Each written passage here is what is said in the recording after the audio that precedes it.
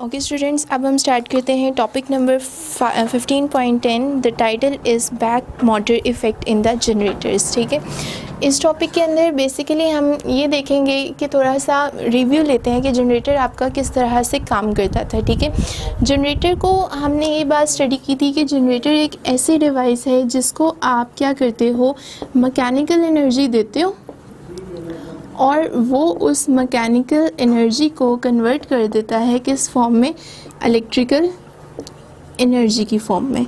और देन आप इस इलेक्ट्रिकल एनर्जी को प्रोवाइड कर देते हो किस चीज़ को, लोड को। लोड क्या होता है, एक ऐसा एक्सटर्नल सर्किट होता है जिसको आपने वो एनर्जी देनी होती है। फॉर एग्जांपल आपका फ़ैन है, आपका बल्ब है, कुछ भी हो सकता है जिसको आपने रन करवाना है by the help of electrical energy. तो इस तरह से आपका जनरेटर जो है वो काम कर रहा होता है।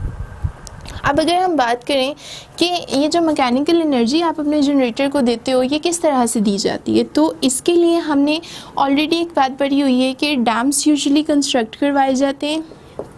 डैम्स की कंस्ट्रक्शन के दौरान क्या होता है कि जैसे ही हाई टाइड्स आती हैं तो हाई टाइड्स इन डैम्स को फिल कर देती हैं और इनको फिल करते हुए इतने प्रेशर से ये हाई टाइड्स आ रही होती हैं कि यहाँ पे हमने पास ही क्या लगाया होता है, डैम्स के साथ टरबाइंस लगाई होती हैं।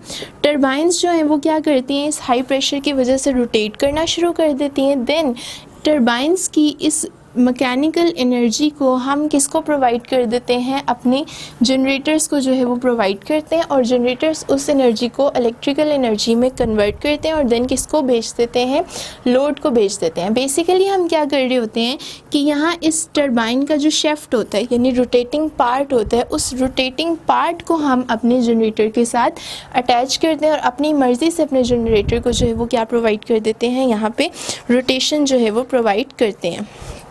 अब हम एक बात अगर कंसिडर करें तो हमने पीछे जो कॉइल कंसिडर किया था जिसको हमने किसी भी तरह से मैकेनिकल एनर्जी प्रोवाइड कर दी, फॉर एग्जांपल किस डायरेक्शन में, एंटी क्लॉकवाइज डायरेक्शन में, और हमने इस कॉइल को प्लेस करवाया हुआ था मैग्नेटिक फील्ड के रीजन में। ठीक है, यहाँ पे हम साउथ बना लेते हैं। ठीक है, तो मैग्नेटिक फील्ड के रीजन में हमने इसे प्लेस करवाया हुआ था। तो हमने ये बात ऑब्ज़र्व की थी कि जैसे ही हम अपने इस कॉइल को एंटी क्लॉकवाइज डायरेक्शन में मूव करवाएंगे तो क्या होगा, एज अ रिज़ल्ट ये होता है कि यहाँ पे एक इंड्यूस्ड ईएमएफ जनरेट होती है जो कि इंड्यूस्ड करंट प्रोड्यूस करवा रही होती है। और हमने ऑब्ज़र्व किया था कि इस डायरेक्शन में करंट प्रोड्यूस होता है। अब हमने एक चीज़ ये भी देखी थी कि आपके पास जहाँ पे करंट होगा, ठीक है, फॉर एग्ज़ाम्पल ये जो आपने कॉइल लिया हुआ है ये कंडक्टर है, तो करंट होता है किन वजह से, करंट आपका हमेशा होता है चार्जेस की वजह से। तो जब आप चार्जेस को एक मैग्नेटिक फील्ड में मूव करवा रहे हो, एक्सटर्नल मैग्नेटिक फील्ड पे, तो उन चार्जेस पे एक फ़ोर्स लगेगी। तो उस फोर्स की डायरेक्शन भी हमने एसी जनरेटर्स में डिटरमिन की थी कि इधर फोर्स आपकी क्रॉस की फॉर्म में अंदर की तरफ यानी इसी डायरेक्शन में लगेगी जहाँ पे करंट है, और इधर आपकी फोर्स की डायरेक्शन को हमने डॉट से शो करवाया था यानी ये आउटवर्ड आ रही थी। अब गौर करें कि आप जैसे ही इस जनरेटर के साथ कोई लोड अटैच कर देते हैं, फॉर एग्ज़ाम्पल ये हमने रेजिस्टेंस की फॉर्म में यहाँ पे लोड अटैच कर दिया। अब लोड का काम क्या होगा कि स्टार्टिंग में अगर जो है वो ऑब्ज़र्व करें कि जैसे जैसे हम मैकेनिकल एनर्जी प्रोवाइड करते हैं तो मैकेनिकल एनर्जी प्रोवाइड करने से इस पूरे सर्किट में जो इंड्यूस्ड ईएमएफ जनरेट होती है वो induced EMF induced current produce करवाती है। ठीक है, प्लस एक दूसरा काम भी हो रहा होता है कि यहाँ पे जो फोर्स है अगर आप उसकी डायरेक्शन को गौर करना चाहें तो ये किस डायरेक्शन में आपकी प्रोड्यूस हो रही है, फोर्स अपवर्ड लग रही है और ये फोर्स डाउनवर्ड लग रही है। मतलब एक मैकेनिकल एनर्जी तो आप एंटी क्लॉकवाइज दे रहे थे, लेकिन आपकी मैकेनिकल एनर्जी देने की वजह से जो कॉइल के अंदर एक रोटेशन प्रोड्यूस हो रही है वो यहाँ पे क्लॉकवाइज डायरेक्शन में है। अब दो फोर्सेस एक दूसरे के ऑपोजिट इन डायरेक्शन लग रही हैं, मतलब यहाँ पे कपल प्रोड्यूस हो जाएगा, यहाँ टॉर्क प्रोड्यूस होगी। तो ये जो टॉर्क या फिर आप कह लो कि कपल प्रोड्यूस हो रहा है ये क्लॉकवाइज डायरेक्शन में, जबकि आपकी प्रोवाइडेड एंटी क्लॉकवाइज डायरेक्शन में मैकेनिकल एनर्जी थी। अब होता क्या है कि जब तक आपने आगे कोई लोड नहीं लगाया हुआ, तो क्या होगा, लोड का काम होता है करंट को खींचना, इसका मतलब है आगे कोई लोड नहीं लगा तो कम करंट खींचा जाएगा।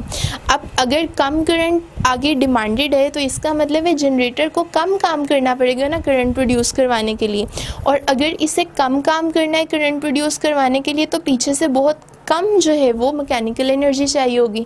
तो अगर मैकेनिकल एनर्जी कम चाहिए होगी तो ये जो आपके पास ऑपोजिट डायरेक्शन में क्लॉकवाइज टॉर्क प्रोड्यूस हो रही थी, या आप इसे काउंटर टॉर्क भी कह सकते हो कि ऑपोजिट टॉर्क जो प्रोड्यूस हो रही थी वो क्या होगी, वो कम होगी।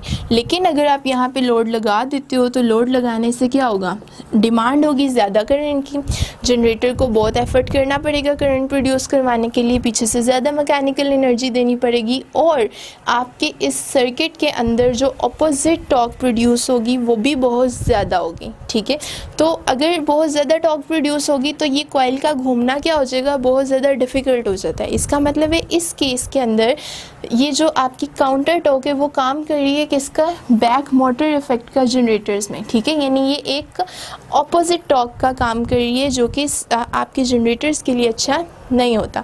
तो अगर आप इसे ओवरकम करना चाहते हो तो पीछे से आपको मैकेनिकल एनर्जी को बहुत ज़्यादा क्या करना पड़ता है, बढ़ाना पड़ता है और कुछ ऐसा सेटअप करना पड़ता है। यानी आप खुद देखोगे कि जब आप मैकेनिकल एनर्जी ज़्यादा करते जाओगे तो अंडरस्टूड है काउंटर टॉर्क भी ज़्यादा होगी। तो इसी को हम जो है वो कहते हैं ये बैक मोटर इफेक्ट होती है जनरेटर्स के अंदर।